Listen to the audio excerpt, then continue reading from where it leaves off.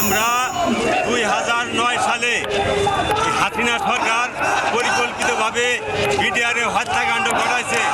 এখানে আর্মির অফিসার যোগ আছে, সরকার বাহিনী আওয়ামী লীগ সরকার যোগ আছে।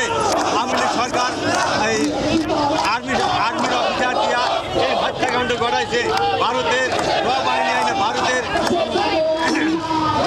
আইনা এই হত্যাকাণ্ড ঘটাইছে। এই হত্যাকাণ্ডের সাথে আমরা কোনো জড়িত নাই। হত্যাকাণ্ড ঘটাইছে। এখন আপনাদের দাবিটা কি? আমাদের দাবি আমাদের চাকরি পুনর্বহাল চাই। আমরা একবারে নিষ্পাপ নিরপরাধ, আমরা পুনর্বহাল চাই চাকরিতে। কত হাজার সদস্য আছেন আপনারা? 20,518 জন সদস্য আছি। আমরা বিভিন্ন পরাধ, আমরা এই চাকরি থেকে বঞ্চিত। আমরা আজ 17 বছর যাবৎ আমরা মানবতার জীবন যাপন করতেছি। আমাদের অন্য নাই, বস্ত্র নাই। আমরা কি যে করতে আছি একমাত্র আল্লাহ ছাড়া আর কেউ জানে না। আপনাদের কাছে আমাদের একটাই দাবি, আমাদের বানিয়া 2 মোট মরার আগ পর্যন্ত 2 মোট খায়া পয়সা থাকার শান্তিতে খাওয়ার তো দান করেন আপনাদের ভিতরে। আমাদের আর কোনো চাওয়া পাওয়া নাই। আমাদের একটাই দাবি, আমাদের পূর্ণবার আমাদের যে দেনা পানাগুলো আছে আমরা এলে পাই। আমাদের আর কোনো ই নাই, দাবি দেওয়া নাই। রাস্তা তারা আটকে দাঁড়িয়ে রয়েছে এবং সেটি কিন্তু আপনাদের দেখাবার চেষ্টা করছে এবং পুলিশ সদস্যরা তারা খুবই শান্ত এবং তাদের যে আন্দোলন করবার জন্য শাহবাগ চত্বর, সেই শাহবাগ গোল চত্বর সেটি ছেড়ে দিয়ে অবস্থান, শান্তিপূর্ণ অবস্থানে পুলিশ এবং আন্দোলনকারী যে অবস্থান সেটি কিন্তু আপনাদের দেখাবার চেষ্টা করছে।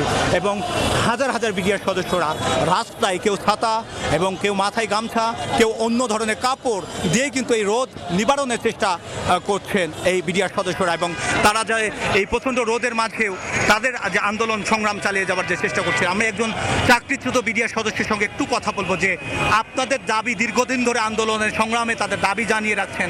সরকারের পক্ষ থেকে আপনাদের কোনো আশ্বাস বা কোনো ধরনের সমঝোতা বা কোনো ধরনের আশ্বাস দিয়েছে কিনা? সরকারের ইতিপূর্বে যে আশ্বাসটা আমরা আন্দোলন দীর্ঘদিন থেকে করে আসছি, স্বরাষ্ট্র মন্ত্রণালয় মহোদয় জাহাঙ্গীর সাহেব ওনারা আমাদেরকে আশ্বাস দিতেন। আশ্বাস দেওয়ার পর উনি যে ডেট দিলেন যে আমাদের 15 দিন সময় দিতে হবে, এই 15 দিন পর উনি দেখা করে না। এরপর আমরা আবার যোগাযোগ করে ডেট দিয়ে উনি ওই ডেটে থাকেন না। কালকে আবার সচিবালয় থেকে আপনার সংবাদ দিল যে আমরা 10টার সময় 9 সদস্য আসেন। গতকাল 9 সদস্য গেছিলেন, যায় উনি হাজির নাই।